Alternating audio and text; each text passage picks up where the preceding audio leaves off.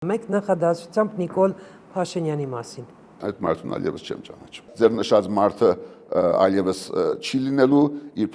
փոքրիկ ֆուրեր դառնալու երազանքի մեջ, ցանկացած բանակցված լուծում, նույնիսկ եթե դրանց քննադատը ես եղել եմ, ընդդիմախոսը, դրանք հրաշալի են ներկա իրականության համեմատ։ Որպես արտգործնախարար գոհ էր Հայաստանի կողմից եւ միջազգային հանրության կողմից Լեռնային Ղարաբաղի Հանրապետության ճանաչման։ Պատերազմը եկավ, պատերազմը գալու էր բոլոր դեպքերում։ Ռուսաստանը ժամանակ Ելցինն էր ղեկավարում, Ռուցկոյ գար, Կոզիրև եւ դա ասես հին դոմարով Ռուսաստանն էր եւ ես եւ իմ ընտանիքս Հայաստան չենք եկել, որովհետեւ որևէ մի հայ իր սեփական օղի վրա մի գաթիլ արյուն գործընծնի։ Եվ եթե 13 թվականին մենք կդած լինեինք այդ ազգային համերաշխության, ազգային համաձայնության լուծումը այսօրը միգուցե չէինք ապրի միասին։ Մենք համարում ենք ոչ իրադեսական, ես կարծում եմ, որ գուսակցությունները ինքնուրույն առանցին փորձեն իրենց 5 կամ 10 կամ չգիտեմ լավագույն դեպքում 12-15% վերցնեն։ Իսկ ով էր ամենաանհաջողը։ Ես եմ։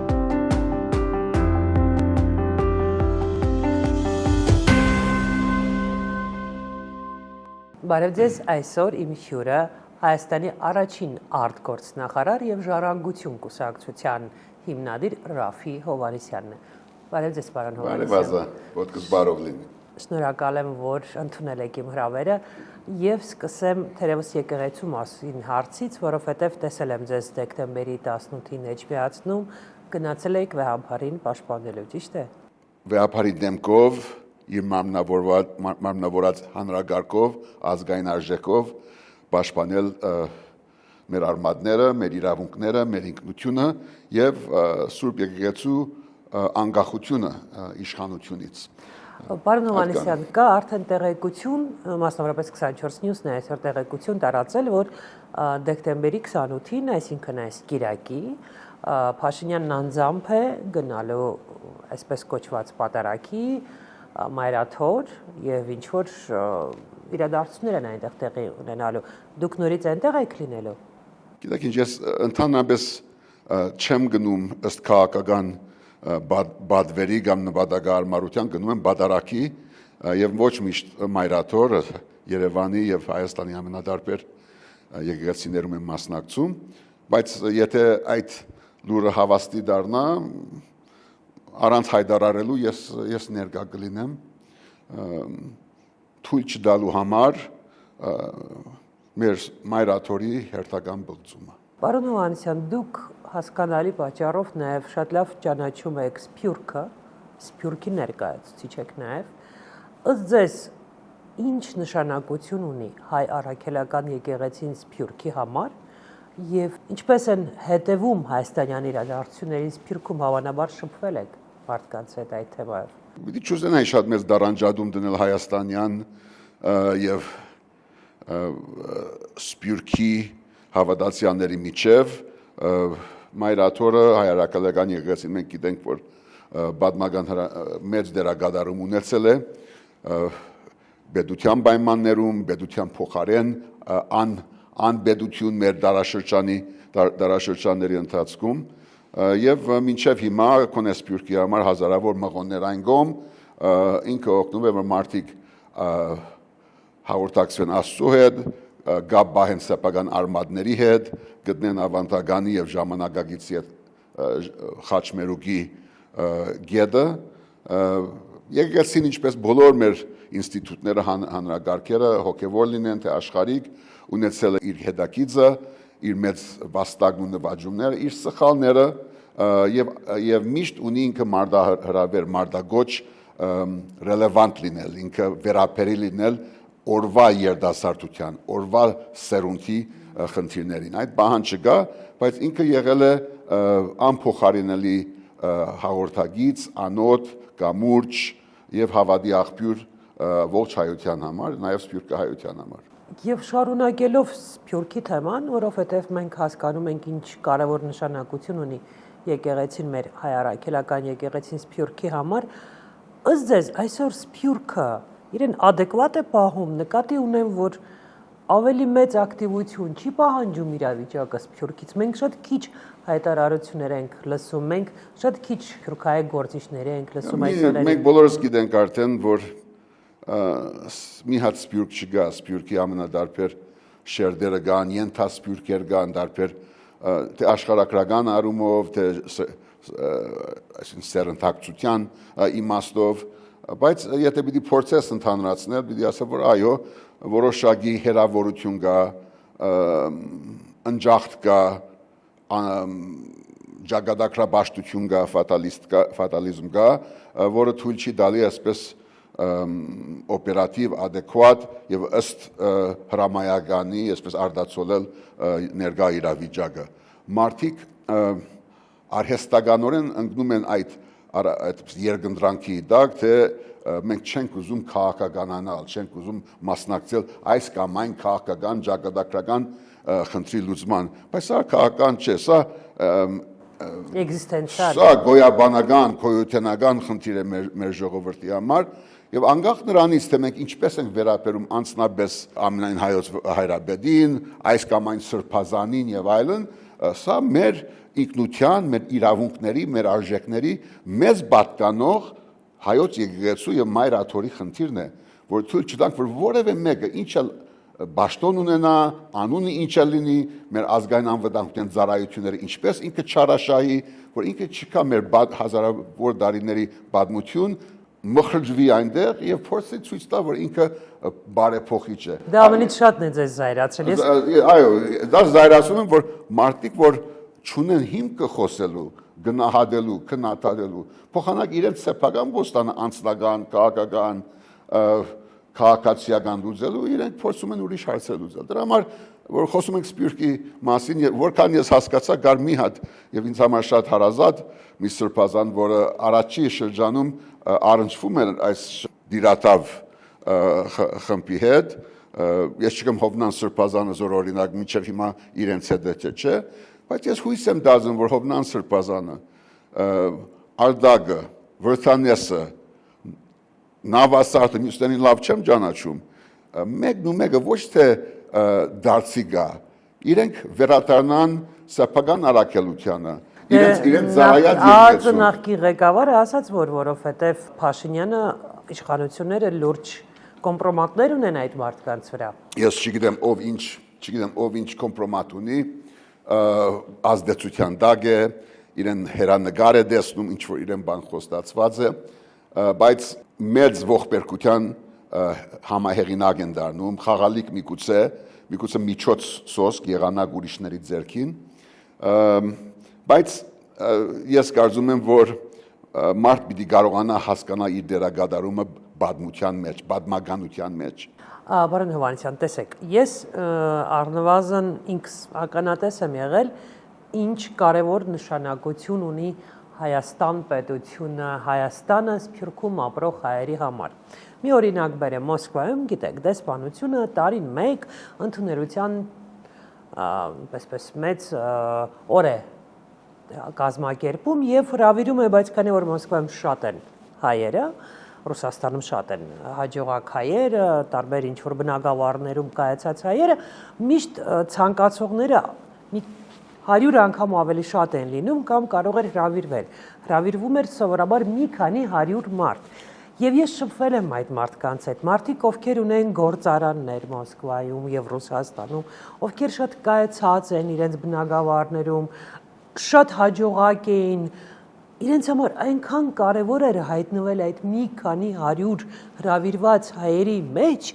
ու ինձ թվում էր, թե այս մարդկանց համար Հայաստանը որպես պետություն չափազանց կարևոր է, բայց այսօր երբ Հայաստանը, իսկ մինչ այդ Արցախը նման աղետի միջով էին անցնում, այդ մարդկանց ես նկատի ունեմ հավաքական Սփյուռքից սպասվող արձագանքը գոնե ինձ համար բավականին այսպես համեստ արձագանք էր։ Համաձայն եմ քեզ հետ, ազայս զարգացնելու բան չունեմ, համաձայն եմ, դա երևի իր բացատրությունները ունի մարդկանց հոգեբանական վիճակը, նաև շփոթում են բահի գոյութենական խորքը եւ անձնական համագրանքները եւ հակագրանքները եւ այսպես հերվից ուզում են մագերեսային գեղեցիկ փաթեթավորված լուծում, որ լեզու գտնեն, որ բանակցեն այս վիճակից ինչ որ գախարտական փայտիկով դուրս գա, չհասկանալով, որ այստեղ արդեն գա ողնաշարի սկզբունքի դիրքորոշում արդահայտելու եւ բահելու բայկարը իգադար ածելու հրամայական եւ սա գիտեք ինչ մենք բոլորս քիչ թե շատ մագերեսայինորեն թե խորքային գիտենք այդ բադմությունը թե քանի օդար իշխանություններ գայսրություններ չգիտեմ հրոսակախմբեր փորձել են ասպատակել մայրաթորը գիտենք Սարդարաբադյան բադմությունը բայց այս վիճակի որ մարդիկ ովքեր ուզում են սեփական իրենց կապիտուլացիան անգլերեն ասած collaboration, collaboration-ը վերջին արարի հասցնել իրենց թողնել հայոց պատմության շարունակությունը, գերդումը եւ մեր այս գերագա արժեքի հանցնումը ուղղակի անպատկերացնելի է։ Ես ուզում եմ մի բան հասկանալ, պարոն Հովհաննիսյան, օրինակ ձեզ համար հստակ է դուք եք ընկալում այսօր տիրող իրավիճակը Հայաստանում որպես ոչ թե ներքաղաքական զարգացումներ, այլ նաև սա հայ ադրբեջանական, կուզեք հայ թուրքական, այսպես արդեն քաղաքական հակամարտություն է, քաղաքակրթական հակամարտություն է։ Ես այսպիսի ընկալում դուք ունեք։ Այո, ես կարծում եմ, որ արդակին գործոնը ուղեկցությունը, մեկ հրահանքը ինքը գա, դա միակ գործոնը չէ սակայն, որտեղ ունեն ներսում շատ ենթակա պատրաստ հանցնարու գամագադարներ, ովքեր սեփական իշխանության, սեփական փառքի ղեկավար պատմության մեջ մեծ ղեկավարի հետ թողնելու իրենց պարպաճանքի համար պատրաստ են ամեն ինչի եւ կարծում թե ակնհայտ է որ սրա խորքում զուտ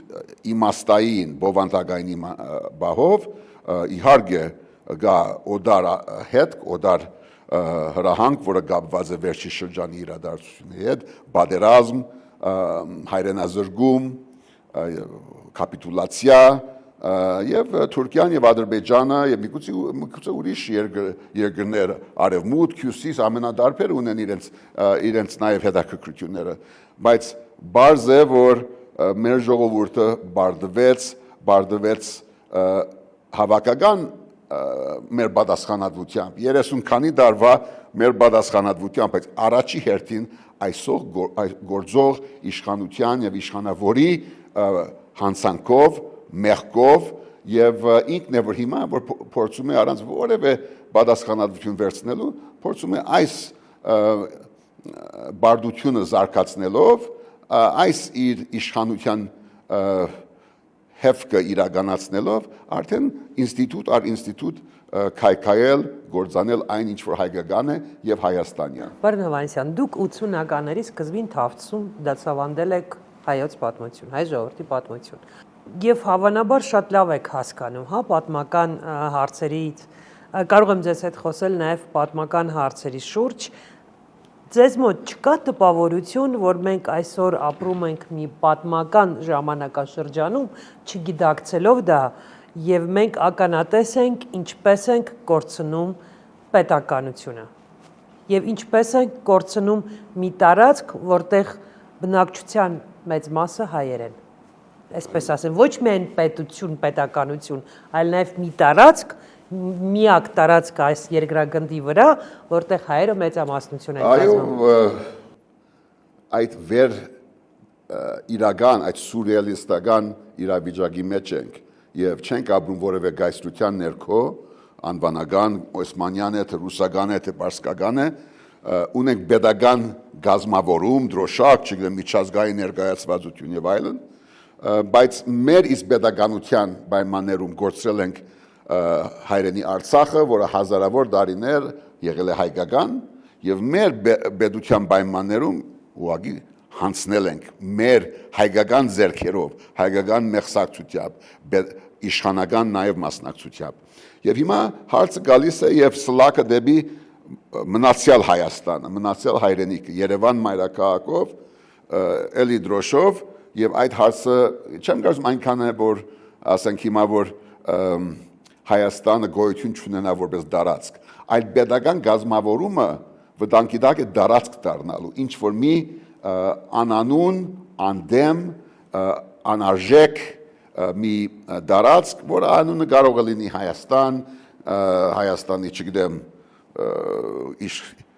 Երևանյան Հանրապետություն, թե Երևանյան իշխանություն, բայց որ ըստ էության գդրում է գաբը մեր արմատների հետ, մեր պատմության հետ։ Պարոն Հովհաննիսյան, մենք մինչև հարցազրույցը, մինչև կամերաները կմիացնեին, ձեզ հետ խոսում էինք այս մասին։ Ձեր կարծիքով Հայաստանի բնակչության որ մասը կորոշի լքել Հայաստանը, եթե Փաշինյանը հաղթի, որովհետև բոլորը սրա մասին խոսում են, բայց բոլորը եւ ոչ ոք չի ուզում սրա մասին բարձրաձայն խոսել։ Բոլորն ասում են մենք կմնանք Հայաստանում, երբ կամերան անջատում ես կամ երբ ուղղակի ընկերական զրույց ես ունենում, բոլորը ասում են, եթե Փաշինյանը վերընտրվեց, մենք թողնելու ենք հեռանանք Հայաստանից։ Ես շատ չեմ հավատում վերջի մարտի փիլիսոփայությանը, բայց ես համարում եմ, որ մենք դեմ հանդիման ենք գալիս մեծ փոփոխության, որը հրամայված է, հրամայական է, որպեսզի մենք վերաբրենք եւ ունենանք աբակա որպես պետություն ունեցող ազգ եւ ես չեմ կարծում, որ այդ ձեր ասածը լինելու է։ Ես կարծում որ առաջիկա ամիսները ցույց են տալու, որ մենք ունենալու ենք համազգային, համապետական, հանրագարքային հսկա փոփոխություն, որտեղ ձեր նշած մարդը այլևս չի լինելու իր փոքրիկ ֆուրեր դառնալու երազանքի մեջ, այլ ունենալու ենք էյաբես դարբեր հավաքական պատասխանատվությամբ օժտված ղեկավարություն, որը իրապես ընդրված է եւ որը մեր երկրին ոչ թե հրաշքներ պիտի խոստանա ներկա իրական իրավիճակում, այլ պիտի կոնե շնչելու հնարավորություն դա բերելով Հայաստանը, սփյուռքը մեր բոլոր ռեսուրսները, բաշարները, ոչ միայն նյութական, մասնագիտական, արժեքային, մշակութային, քաղաքագրթական, որ մենք վերջապես հասկանանք, որ մենք ոչ միայն անցյալ ունենք, որով կարող ենք ապագա, այլ նաև ապագա։ Գիտեք, 2026 տարին ձիու տարի է։ Եվ եթե կա չէ առասպել, որ գալիս է ինչ-որ մեկը հերոսը ձիու վրա եւ փրկում, գուցե անդիմությունը ինչ-որ մի ձևով համախմբվի եւ այդ ձիու վրա գա եւ վերջապես հասկանա, որ իսկապես ֆորս մաժորային իրավիճակ եւ իսկապես եկել է պահը, որ փրկենք հայրենիքը։ Անդիմություն ասելով որակյալ մեծամասնությունը մեր երկրի, մեր ժողովրդի, որը ներառում է անդիմություն, թե խորհրդարանական, թե արտախորհրդարանական, հասարակական հոսանքներ, հգներ, լրագրողներ, մասնագիտական խմբավորումներ եւ անհատ քաղաքացիներ։ Այս բոլորը առանցին, որպես քաղաքացիներ եւ մասնագետներ, հոգեվորական թե աշխարհիկ հարվածի տակ են, հալածանքի մեջ են։ Բայց գյուղացիներն ասում են Փաշինյանը մեր գյուղում ասֆալտ է։ Դե ոչ բոլոր գյուղացիները հիմա պետք չէ ընդհանրացնել։ Ես երեք եմ լսել դրա մասին։ Ինքս։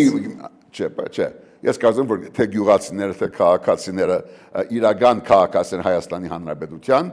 բոլորը ազատ որոշելու իրավունք ունենալով հանդերձ պիտի հասկանան, որ այն էժան, թափանցիկ, շոյող, բայց սնանկ խոստումները, որ հիմա կան, խաղաղությունից սկսած մինչև ասֆալտ եւ ճանապարհ, դրանք բերելու են, եթե այս վիճակը շարունակվի, բادرազմի, քայքանման, գործանման եւ ընդհանրապես ձեր ասած չգիտեմ ամբողջական, բայց մասնագի արտակարգի դրա համար ես չեմ ուզում կանխատեսել կամ մարգարեանալ, բայց բացառվում է, որ այս վիճակը կարող է շարունակվել։ Բացառվում է, շատ լավ։ Պարոն Հովհաննիսյան, նաև ուզում եմ ձեզ հետ խոսել նորից վերադառնալով ձեր դասախոսություններին 1980-82 թվականներին։ Ես այնտեղ հյուր դասախոս էի, լինելով ուսանող, հիմնական դասախոսը, պրոֆեսորը, ակադեմիկոսը հայրս է Ռիչարդ Հովհաննեսյանը, եւ ափսոս որ ինքը այսօր չկա, որ կարողանա ձեզ մասնագիտորեն պատասխանել։ Ես ուզում եմ, որ նաեւ դուք որպես պատմաբան եւ որպես նախկին արտգործնախարար իմ այս հարցին պատասխանեք։ Արցախի հիմնահարցը, խնդիրը, ցեղասպանությունը, այդ երկու գաղափարները, չգիտեմ, թեմաները, որոնց շուրջ կառուցվում էր մեր արտաքին քաղաքականությունը, իրականում խանգարում էին բանակցություններում, թե օգնում էին։ Ես չեմ կարծում, որ խանգարում էին, այնինչ որ հիմնված էր հայոց իրավունքի վրա, ինքնորոշման վրա, դա հայ մարդն էր, դա pedagogan գազམավորումներ, դա ազգային ինքնորոշման խնդիր էր, այդ իրավունքները, ազատությունները, ինքնորոշման իրավունքը, դա հիմքն էր մեր ողջ դիվանագիտության, կոնե իմ մի դարվա ծառայության ընթացքում, եւ հուսով եմ, որ նաեւ դրանից հետո մենք թույլ տվել ենք այո դիվանագիտական սխալներ, բանակցային վրիպումներ, հույս ենք գաբել այստեղ ընդեղ, մինչև հիմա դարբեր իշխանությունները արդարացնում են միայն իրենց շրջանը, բայց պիտի ասեմ, որ ընդհանուր գիծը Գարմիր գիծը պաշտպանվեց, թե ինչ է նշանակում pedagoganություն, ազգային եզերք եւ դիվանագիտական հանձնարարություն։ Եվ ցավում եմ միայն, որ հիմա մենք տեսնում ենք, որ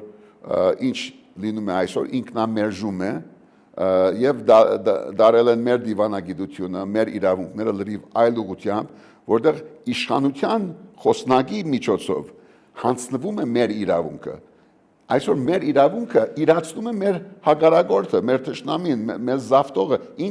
ինքը իրացնում է մեզ պատկանող իրավունքը։ Դրա համար ես չեմ կարծում, որ խանգարում է, բայց պիտի ասեմ, որ արտահայտ ենք, թե չէ, շատերը հիմա խոսում են ապաշխարանքի մասին ավելի եկեղեցի իշխանությունից հարաբերությունների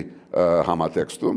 բայց նաև յուրաքանչյուր իշխանաշրջան իր վաստակով հանդերձ ունեցել է իր մեծ սխալները, թե հասարակական, թե ընդրական, թե դիվանագիտական, եւ ես ափսոսում եմ, որ մինչև վերջ այդ գիծը ինքնորոշման, իրավունքների պաշտպանության մենք չենք պահել, եւ դա թույլ է տվել, որ հիմա այս մարդը, որ ուզում է դառնալ Հայաստանի, չգիտեմ, վերազգային հերոս, այո, ինքը հետադարձով հիմքեր է, գրվաններ է փնտրում այդ փոքրիկ սխալների մեջ։ Եթե անցյալի մասին խոսենք, հա, ես գիտեմ, որ նման հարցեր տալը այնքան էլ տեղին չի, բայց այդուամենայնիվ որպես առաջին արտգործնախարար եմ ձեզ հարցնում, պատկերացրեք, որ բանակցություններում դերևս ասենք 20-րդ դարի վերջին, ասենք 1990-ականների վերջում Հայաստանը ճանաչեր Արցախը, բայց ոչ թե այդ 7 շրջաններով նաև, այլ հենց Արցախը օրինակ Լաչինով ու Քելբաջարով կարար նման բան լիներ։ Իհարկե կարող էր։ Ինչ կանեին մեզ հետ։ Չէ, գուցեմ ասեմ, որ հիմա որ հետադարձով նայենք,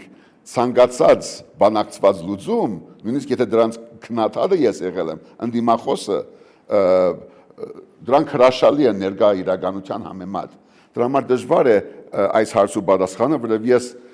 այն մարդն եմ, միջազգային իրավաբանը,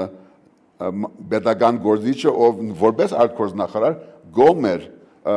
Հայաստանի կողմից եւ միջազգային հանրության կողմից Լեռնային Ղարաբաղի Հանրապետության ճանաչմանը Մոնտեվիդեո կոնվենցիայի համապատասխան։ Եվ ես կարծում եմ, գուզեմ ասել, որ այո, այդ դեսագետը թեև մի քանի ամիս փորձեցինք, խոսեցինք այլ երկրների հետ, անգամ նախագահի մակարդակով դեղ այդ հարցը բարձրացվում էր, ընդհանրապես գիծ բռնվեց, որ այդ քայլը պետք է խանգարեր բանակցային գործընթացին։ Ես իհարկե նույն հետադարձ հայացքով ով էր առաջինը ասել, որ դա պետք է խանգարի։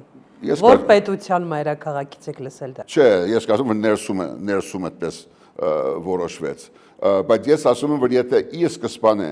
մենք պաշտոնականացնեինք իրավունքի ազատությունները եւ ինքնորոշման նկատմամբ մեր հանձնարարությունը, ինքնավստահորեն մեր դիվանագիտությունը, ռազմական գործունեությունը, մեր ներազգային վերելքը նաև համագարկեինք այս ուղիներով, մենք պիտի կարողանայինք հասնել այդ ճանաչմանը առնվազն 94 թվականի զինադադարի բահով, որտեղ արդեն Զարմանալի էր, որ չեն երեք պետական միավոր ստորագրություն էր գրում եւ այդ բայից նվազագույնը պետք է լիներ։ Թե հետո ինչ պետք է լիներ, դա արդեն ես չեմ կարող ասել, բայց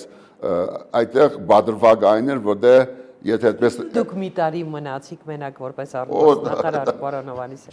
Այս մյուս հարցը նախ վերջացնենք, որ այնտեղ ասվում էր, որ նման ճանաչումը կբերեր բادرազմի։ Դե բادرազմը եկավ, բادرազմը գալու էր բոլոր դեպքերում, բայց դա պիտի մեր իրավական, այսպես հիմնասյունը ապահովեր։ Եվ մեկ ուրիշ բան, այսինքն Ադրբեջանը կանխորոշում էր բանակցային գործընթաց, ասելով որ մենք երբեք չենք ճանաչի Արցախը։ Եվ Հայաստանի պաշտոնական դիրքորոշման ներկայացումը իմ կարծիքով որևէ ձևով բացասաբար չէր ազդի կոնկրետ գետնի վրա իրականության վրա։ Իսկ մի տարի այնպիսի վիճակ էր այն ժամանակ, որ ես երբ նշանակվեցի, Հայաստանը դակավին դե յուրե ճանաչված չէր աշխարհի կողմից։ Մի քանի ամիս ես ներկայացնում էի մի երկրի արտաքին քաղաքականությունը, որը պաշտոնապես գոյություն չուներ։ Թագում էինք աշխարհի դուրը, ճանաչեք, ոչ միայն Արցախի հարցը կար, բادرազմեր, արյունահեղություններ եւ այլն, կար նաեւ մեր պետական ճանաչման խնդիրը։ Դրա համար պայմանները լրիվ ուրիշ էին։ Դուք նաև Միացյալ Նահանգների քաղաքացի եք եղել, Հայաստանի քաղաքացիություն չեք ունեցել երբ արտգործնախարար։ Դե արդեն Հայաստանի քաղաքացիություն չի եղել, եղել է խորհրդային քաղաքացիություն։ Բայց հետո 10 տարի անցավ։ Հետո արդեն վերջապես 2001-ին, ինչու մինչև այդ չէիք ստանում։ Չէին տալիս, դիմում էի, չէին տալիս եւ վերջապես դատական գործընթացներ կային, դուրս եկա ամերիկյան քաղաքացիությունից, դրանից հետո էլ 6 ամիս ապատրիդ մնացի, առանց պետություն մնացի, ինչ որ երկար պատմություն է, որի վրա այս չեմ ուզում մեծ ուշադրություն դարձնել հիմա, որտեղ դրանք արդեն անցած եւ այնքան կարեւոր չեն, բայց խնդիրը այն է, որ բայկարը անգամ այն ժամանակ քաղաքացի դառնալու խնդիրը հետո եղավ երկար։ Ինչու մի տարի մնացիք այդ հարցին։ Դե ես իմ բարդականությունը իմ ուժերի ներած չափով ակտիվ արտաքին քաղաքականությամբ կարծում եմ կատարեցի, գար ճանաչման գործընթացը, հետո գար դիվանագիտական հարաբերությունների հաստատման խնդիրը տարբեր երկրների հետ, զուգահեռ Արցախի բանակցային գործընթացի դարբնումը եւ նաեւ պաշտոնականացումը ԵԱԽ-ի, այսինքն Մինսկի խմբի միջոցով, որի մայր փաստաթղթում դրված էր, որ վետոյի իրավունքով Հայաստանն էր մասնակցում, որտեղ պետք է ներկայացված լինեին Լեռնային Ղարաբաղի ընդրված ներկայացուցիչները, որը պահանջում էր մարդասիրական միջանցք Հայաստանի եւ Արցախի միջև, կուզեմ ասել, որ մենք միջազգային դիվանագիտական սեղանի շուրջ վետոյի իրավունքով մեր տեղը ապահովեցինք։ Եվ դրանից հետո արդեն գային դարբեր ընկալումներ, թե ինչպես պետք է իրացվի մեր արտաքին քաղաքականությունը,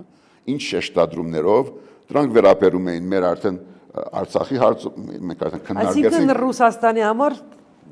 պետք չէր, որ լիներ Հայաստանի արտգործնախարարը ԱՄՆ քաղաքացի, ճիշտ եմ հասկանում։ Ես չի ասի, որ Ռուսաստանը մեծ առնչակցություն ուներ։ Ռուսաստանը այն ժամանակ Ելցինն էր ղեկավարում, Ռուցկոյ գար, Կոզիրև եւ դա այսպես հին դոմարով Ռուսաստանն էր եւ բոլոր դեպքերում ես կարծում եմ, որ խնդիրը այն է, թե Հայաստանը պետք է ունենա գերակտիվ նախաձեռնող համապարփակ դիվանագիտություն, որը հիմնված էր սեփական իրավունքների եւ ինքնության վրա եւ ունեցանք որպես դրա արտացոլանք տարբեր մոդեցումներ, թե հայ-ադրբեջանական հարաբերությունների պրիզմայով Արցախի ճանաչելու չճանաչելու, որի մասին մի փոքր խոսեցինք, Թուրքիա-Հայաստան հարաբերություններ, ցեղասպանության ճանաչման հարցը եւ ընդհանրապես policy making-ի քաղաքականության ստեղծման ինչ եղանակ պետք է լինի ինստիտուցիոնալ, հանրագարքային, թե պետք է լինի ներգուսակցական։ Եվ այս ամբողջ համալիրներ որ բերես նրան, որ արդեն իմ դարին լրացավ եւ ես համարեցի, որ ստեղծված իրավիճակում ավելի ճիշտ կլիներ, որ մեկ ուրիշը շարունակի գուսակցական։ Այսինքն լուրջ տարաձայնություններ եք ունեցել Լևոն Տեր-Պետրոսյանի հետ։ Ոչ միայն բովանդակային, թե ինչպես է ստեղծվում արտաքին քաղաքականություն։ Դուք նաև այն մարդն եք, ում մասնակցությամբ ՄԱԿ-ում բարձրացվեց Հայաստանի դրոշը, ճիշտ եմ հիշում։ 90 թվականի մարտի 2-ին իմ հոր Ռիչարդ Հովհաննիսյանի ներկայությամբ եւ մեր հայրենագիցների հոտ զանգվածների նաև ներկայությամբ բարձրացված մեր պետական դրոշը։ Ինչ զգացմունքներ ունեիք։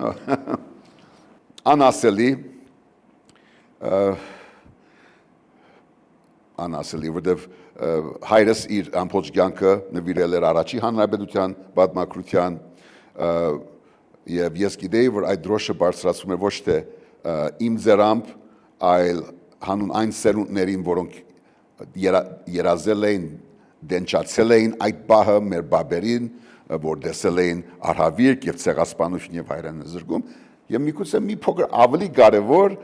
թերջ զնված սերունդների համար, ովքեր պետք է ապրեին այդ դրոշի տակ։ Եվ խնդիրը այն է, թե այդ դրոշակը պիտի լիներ ինչ որ մի գեղեցիկ երակույն մի գդոր, թե ինքը պիտի ներկայացներ մի պետություն, որը ինքնավստահ էր, ուժեղ էր, քաղաքակրթական էր, որը աշխարհին բան ուներ տալու եւ առաջի հերթին գիտակցում էր եւ պաշտպանում էր սեփական իրավունքները։ Պարոն Հովհաննիսյան, դուք նաեւ մի քիչ էլ գնանք անցյալ, բայց ավելի մոտ անցյալ, 2013-ին որոշեցիք մասնակցել նախագահական ընտրություններին եւ ես շատ լավ եմ հիշում այդ շաբաթները, ամիսները, երբ բոլորն ասում են անիմաստ է մասնակցել, որտեվ միևնույն է Սերժ Սարգսյանը վերընտրվելու է, եւ դուք գնացիք եւ մասնակցեցիք այդ ընտրություններին։ Ես հիշում եմ, քայլում էիք գյուղ առ գյուղ, բեսեդկա, բիսեդկա եւ բարևում էիք մարդկանց, հետո մենք դա կոչեցինք բարևի հեղափոխություն եւ ի վերջո 35% ձայն հավաքեցիք ըստ պաշտոնական տվյալների եւ միայն ըստ պաշտոնական տվյալների գրեթե 600,000 ձայն հավաքեցիք։ Չեք կարծում այսօր, հիմա, այսօրվա ժամանակներից, որ հետ եք նայում, որ պետք է գնայիք մինչև վերջ ձեր պայքարը։ Մինչև վերջ ասելով ինչ նկատի ունի։ Դուք չընդունեցիք արդյունքները, դուք գնացիք հացադուլ, հայտարարեցիք Ազատության հրապարակում, ես հիշում եմ, ես այն ժամանակ Մոսկվայում էի, իմ ընկերները ամեն մեկը գրում էր, գնացի այսօր ստորագրությունս դրեցի, ինչ-որ մատյան էիք բաղում է, պետք է մինչև վերջ մնայիք։ Դա մինչև վերջը հիմա դուք գրգնում եք, բայց չեք ասում, թե ինչ նկատի ունեք մինչև վերջ ասելու։ Մինչև վերջը քաղաքացիների եւ ոստիկանության միջև ընդհարումներ են, որի ընթացքում պիտի ունենաք նոր մարտի 1, հաջորդ։ Ես թվում է 2018-ը ցույց տվեց, որ Սերժ Սարգսյանը չէր գնալու բախումների։ 13 թվականին այդ օրը, որը շատերը հիշում են, այդ օրը եթե շարունակվեր առանց մարտավարական շատ դժվար որոշումների, լինելու էր արյուն քաղաքացիների եւ ոստիկանների միջև 18-ին մի նայր այդ օրը լինել առանց քաղաքական արդյունքի ոչ մեկը չէր մտնելու Բաղրամյան Բողոդայի այդ նախագահական չգիտեմ շենքը այլ պիտի լիներ հագամարտություն մենք տեսել ենք թե դա ինչ բերել էր եւ ես եւ իմ ընտանիքս Հայաստան չենք եկել որովհետեւ որևէ մի հայ իր սեփական օղի վրա մի գաթիլ արյուն գործընծնի բայց այդ ես ընդունում եմ որտեղ այդ նկատողությունը կա մինչև վերջը ինչը մնալ փողոցում զորով զորքով չգիտեմ շշերով մտնել նախագահական բան ես կարծում եմ որ ես իմ բաժին պատասխանատվությունը վերցրել եմ մասնակցել եմ մենք մեր գազիկով ժողովուրդը հաղթել է մենք հաղթել ենք դարել են այդ ընտրությունը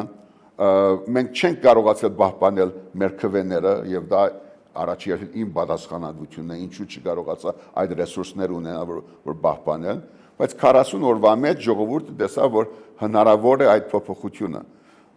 որը չկարողացանք իգադարացնել եւ դրա համար մինչեւ օրս կա այդ դժգոհությունը Օրինակ գիշերները երեկոները երբ արդեն պետք է քնեք հա ձեր մտքին դա չի գալիս չեք մտածում որ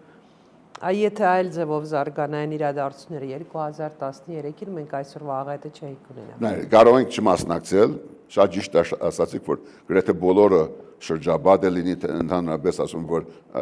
դրամապանական չէ, քաղաքագիտական չէ, պետք չէ մասնակցել, բայց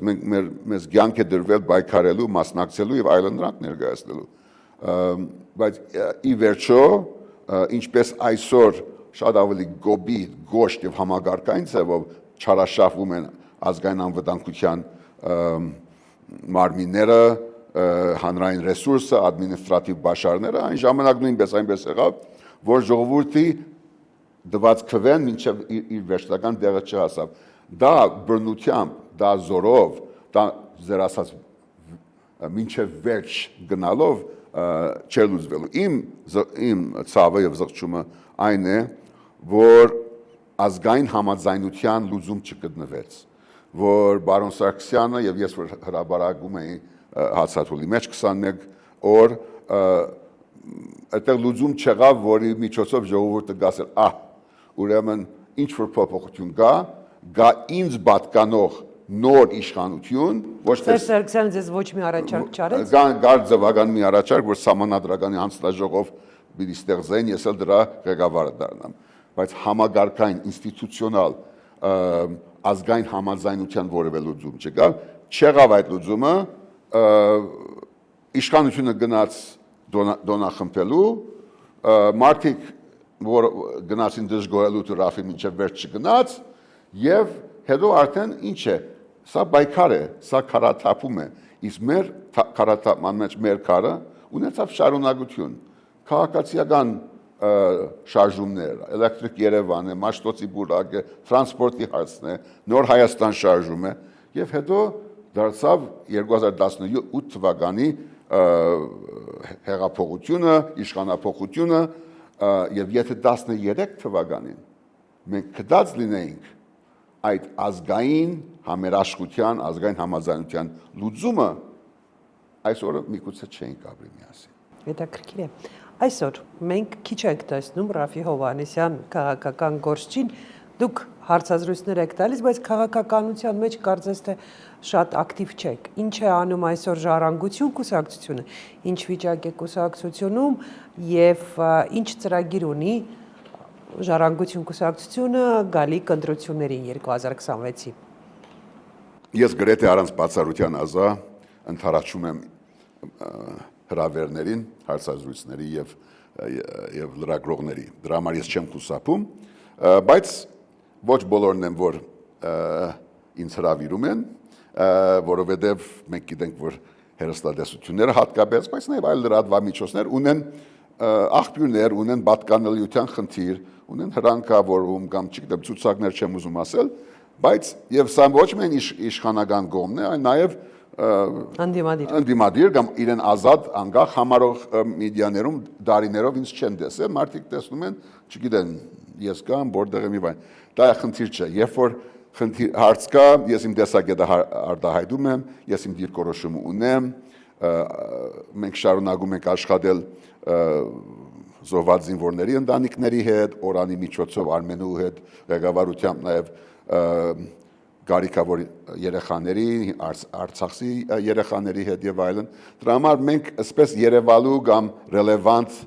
վերապերելի լինելու խնդիր չունենք։ Մենք մեր գործը անում ենք առանց գովազդման, բայց ճիշտ է այդ նկատողությունը, որ համեմատած անցյալի հետ չկա այդ հանրային ներկայությունը։ Հիմա սա նաև խորանում է այդ պատճառով, որ անցյալ ընտրություններում համարելով այդ ընտրությունները ընդրահանտես կամ խորոշված ժառանգությունը չմասնակցեց։ Իսկ ժառանգության չմասնակցության որոշումը, որը նորից միաձայն չէր, կային ամենատարբեր տեսակետներ եւ միշտ չէ, որ ես մեծամասնության մեջ եմ սեփական վարչության կամ գուսակցության մեջ։ Դա եւս ինչ որտեղ աբա քաղաքական որոշում էր։ Որովհետեւ դու գուսակցություն ես, դու պիտի մասնակցես այսպես թե այնպես։ Իսկ ուրեմն չմասնակցելը որոշ չափով հաճս հանրության աչքին հերացրեց կամ լուսանցկայնացրեց ժառանգության ներկայությունը։ Ինչ վերաբերում հիմա ժառանգությունը շատ ավելի է, քան գուսակցությունը, ինքը քաղաքապարախոսություն է, քաղաքագրթական առաջարկ է։ Մենք փաստել ենք, որ կարող ենք թե ազատությունը, ազատականությունը, թե պահպանողական արժեքները ազգային, թե նաև pedagogan իշխանության, տարածքային ամբողջականության, ինքնիշխանության այս բոլոր արժեքները դնել միևնույն բանջարկի մեջ։ Եվ մենք համարում ենք ոչ իրատեսական, ես կարծում եմ, որ գուսակցությունները ինքնուրույն առանցին փորձեն իրենց 5 կամ 10 կամ չգիտեմ լավագույն դեպքում 12-15% վերցնեն։ Մեզ պետք է լայն, իմաստային, քաղաքապարական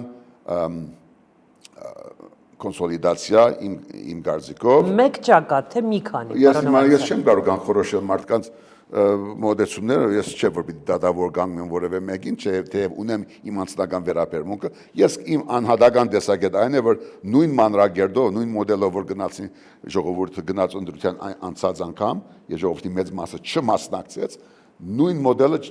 չի կարող հաջողել։ Անհատների մասին հիմա չեմ խոսում։ Ես չեմ կարծում, որ պիտի գնանք ի շրջանս յուր դեպի անցյալ, դա պետք է բացառենք եւ նաեւ այս ներկան առաջին, այս ներկան չի կարող ունենալ շարունակություն։ Բայց ես կարծում եմ, որ նրանք ովքեր հավատում են Հայաստանի ապագային, մեր ազգային շահերին, մեր ինքնիշխանությանը եւ մեր հայ մարդու իրավունքներին, որոնք ունեն ազգային ճիղ, բայց նաեւ իրատեսական լուծումներ են առաջարկելու մեր ժողովրդին։ Դուք ունեք նման իրատեսական լուծումներ։ Ես կարծում եմ, որ ժառանգությունը ունի, եթե ունենար առանցին վերցրած իշխանական ռեսուրս, կդիտարկենք այս հարցազրույցի մեջ, կասի այո անպայման կմասնակցենք եւ կհաղթենք ինչպես հաղթել ենք անցյալում, բայց ոչ, ես կարծում եմ, որ ամեն մեկը այս բանն է մի քիչ համեստության, բարգեշտության, այս մեծամտությունը որևէ մեկի մոտ չի անցնելու։ Եթե մենք գտնենք lingua franca-ն, այդ ձևը եղանակը աննախադեպ կոնսոլիդացիա առաջ բերելու համար, որտեղ յուրաքանչյուրը ոչ թե բարդում է պատասխանատվությունը մյուսի վրա, վերցնում է պատասխանատվությունը, մեր սխալները, մեր նվաճումները եւ բերում է այդ համագարկային այլընտրանքը քաղաքական եւ հավաքական պատասխանատվության հիման վրա, ոչ թե նոր փրկիչների առաջադրանքով։ Չէ, կարծում ինչ որ աստվածային բան կա այս ամենի մեջ, որ եթե մենք պետք է փրկվենք ոչ թե ինչ որ մի փրկչի շնորհիվ, այլ հավաքական ուժի շնորհիվ։ Այս հարցերին դուք պիտի պատասխանեք, դուք շատ ավելի գեղեցիկ եւ հագիր եք, այո, պատասխանում։ Այո, պիտի լինի ոչ թե փրկիչ, այլ փրկությունը լույսը բադիմիչի ջակից, այսպես մեզ սփռված լույսը գաթիլ պետք է բերի դրան, որ մեզ պետք է հավաքական լուծում։ Այդ թիմը այդ հավաքականն է, որ պիտի պատասխանատվություն կրի։ Իրենց մեջ թող որոշեն ով է վարչապետը, ով նախարար, ով վարչության պետ, բայց այստեղ սրանից հետո մենք չենք կարող ունենալ անցյալից եկած եւ հատկապես այսօր գարձրացած այդ ուղղահայացը, որտեղ կա մի մարդ, որը որոշում է ամեն ինչ։ Եվ այդ ամեն ինչը սեփական շահի ենթարկեցնելը, այն ժողովրդավարական, դեմոկրատական, գեղեցիկ, այսպես գարկախոսների ներքո, սա բերելու է մեր պետության վերջնական գործանման եւ իրենց ցանկացած կապիտուլացիայի կատարածման։ Մենք դա թույլ չենք կարող տալ։ Երբ եք երջանիկ, պարոն Հովհաննիսյան։ Այնքան երջանիկ, որ արդյունքներ լինեն ձեր աչքերում երջանկությունից։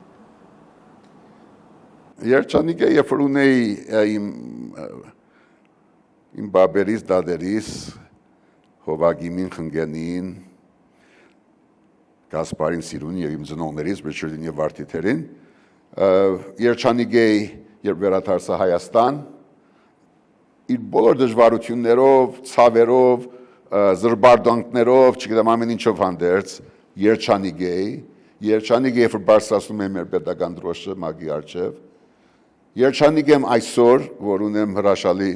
ընտանիք եւ հատկապես թորնիկներ, Լեո Ռիչարդը, Արենին եւ Անի Վարդիթերը, եւ երջանիկ եմ, որ հայ եմ եւ հայաստանցի, թեև խոցված, ինքնախոցված, սխալական, մեղավոր, մահկանացու, բայց նաեւ հանցնարու, որ մենք այսպես չենք կարող թողնել մեր հայրենիքը հաջորդ։ Պարոն Հովհաննիսյան, մի պատկեր եկավ աչքիս առաջ, ասեք ծիծաղելի պատկեր է, հեքիաթային պատկեր է, թե իրականություն կարա դառնա։ Դուք անդիմադիր բոլոր ուժերի առաջին դեմքերը մի 7-8 հոգով կողքի կանգնած առանց թիկնապահների առանց ինչ որ ուրիշ մարդկանց պարզապես է այդ 7-8 հոգով գնում է գյուղ առ գյուղ եւ բոլորին բարևում եւ բոլորին բացատրում որ երկիրը պետք է փրկել ու բացատրում որ մենք 7 հոգով ենք նույնիսկ եթե մենք ամեն մեկը շատ ավելի վատն ենք քան Փաշինյանը ձեր աչքերում բայց 7-8 հոգով միասին հաստատ ավելի լավն ենք Օրինակ ես պատկերացրեցի որ հրաշալի պատկերը դեսախցիկներից հերու ազայս վերջի տարիների ընթացքում ես անցամ որպես քաղաքացի եւ ժառանգությունը փորձել է հասնել նման արդյունքի ամենադարբեր ձևաչափերով, առաջարկներով, հանրային առաջարկով, որը ներառում է դարբեր դաշտերի ղեկավարներ, աշխարհիկ թե հոգևոր, մինչև հիմա չենք հաջողել, դա ինքնին վերլուծության գարիք ունի, բայց պետք չէ շատ այսպես ֆետիշացնել, ոչ էլ դխրել, բայց պիտի շարունակենք այնպես, որ ով էլ լինի ինք ունենա հանրային վստահություն եւ եթե ես անցամ որպես քաղաքացի Ռաֆի Հովհաննիսյան կարող եմ մի կաթիլ ներդնել որպես մերան, որպես մարդկանց իմի բերող, գամրջող, իրար հասկացնող, ես համարում եմ որ դա քաղաքացիական իմ բարդքի գադարումը կլինի։ Մենք հասանք բլից հարցերին պետք է պատասխանել հնարավորինս հակիրճ, շատ կարճ եւ կամ այո կամ ոչ։ Հիմա կարդամ առաջին հարցը։ Մեկ նախադասություն անցնող տարին ինչպիսին էր 2025-ը Աննախադեպ ցավալի եւ ողբերգական 2026-ն ինչպիսին է լինելու ըստ ձեզ 26 թվականը լինելու է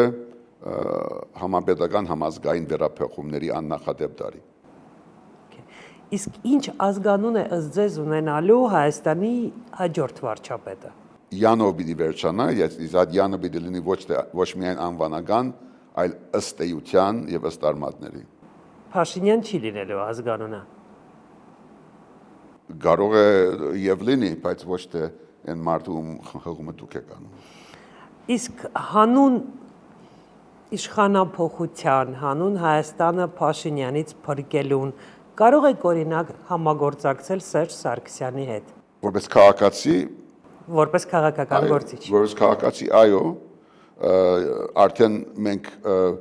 ԵԺԳ-ի շրջանակներում հանրապետականի հետ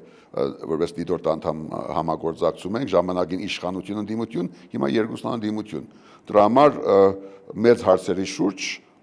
հրամայական է համագործակցությունը։ Ով էր Հայաստանի նորագույն պատմության ամենահաջողված ղեկավարը։ Արթուր Մկրտչյան։ Իսկ ով էր ամենաանհաջողը։ Ես էի։ Դուք։ Իմ չափով ղեկավար, ես իմ ղեկավար չեմ համարում։ Իսկ եթե վերցնենք առաջին դեմքերի չափով։ Բոլորն ալ ունեին համարժեք սխալներ եւ համարժեք վաստակ։ Բայց կարող եմ ասել, որ ամեն մեկը դերակ գերակնահատեց սեփական եսը եւ անունը եւ չբերեց համագարկային եւ հավաքական թիմի պատասխանատվություն։ Ես հիմա թվարկեմ անուններ, դուք ասեք հանուն Հայաստանը փրկելուն եկող ընտրություններից առաջ կարող եք դաշինք կազմել այս մարդկանց հետ թե ոչ։ Ռոբերտ Քոչարյան։ Ես դա իմ որոշելիքը չէ նախ եւ առաջ դա ժառանգությունը պիտի որոշի եւ ես դες ասել եմ այդ քվեարկությունների մեջ ես միշտ չէ որ մեծամասնություն են դանում ես լինում եմ փոքրամասնություն Իսկ եթե ձեզանից կախված լինի Եթե ինձանից կախված լինի եթե դուք խոսում եք հաղորդակցությունների մասին քաղաքացիների համակարգացիների հետ հաղորդակցվելու համար ես գոհ եմ բաց հաղորդակցության բայց ես կարծում եմ որ դուք եթե անձնավորում եք տեխնազուները նախ ժամանակավրեպ է Եվ երկրորդը ես գրգում եմ, որ կարծում եմ լուծումները պետք է լինեն հավաքական եւ աբակայամետ։ Դրա համար հիմա չգիտեմ ինչ անուններ պիտի շարեք, բայց հաղորդակցության համար բաց ենք եւ գոմնագից ենք։ Քաղաքական լուծումը սակայն շատ ավելի բարդ է եւ խորքային է, քան դա։ Այսինքն ավելի հեշտ է Սերժ Սարգսյանի հետ համագործակցելը։ Հիմա դուք փորձում եք ինչ չէ, ես ասում եմ։ Անուններ եմ թվարկում։ Okay, դաշնակցության հետ։ Ես չեմ առնչվել վերջի շրջանին, որ ասեմ, որ հեշտ է թե սխալ է։ Դուք ասում եք հանուն հայրենիքի, դուք պատրաստ եք։ Եթե ամեն մեկը պատրաստ է իր եսը վայր դնել, թեկուզ իր տեխնազության հնարավորությունը, իր եսը եւ հանուն հայրենիքի հավասար սկզբունքներով եւ մեկնագետից քննարկել վիճակը եւ հասնել լուծման, ես պատրաստ եմ, բայց ես կրկնում եմ, լուծումը չի կարող լինել ի շրջանս յուր, ոչ էլ այսօրվա շարունակությունը։ Եվս մի քանի անոնտամ ինձ հետաքրքիր է իրենց հետ կհամագործակցեք, Արման Թաթոյան օրինակ։ Բոլորի հետ, որ հիմա պետք է թվարկեք։ Բոլորի հետ, Արթուր Վանեցյան օրինակ, Արթուր Վանեցյան։ Այո, բոլոր նույն եւ նման սկզբունքով։ Մեկը ներքուստ կարող է ինձ համար ավելի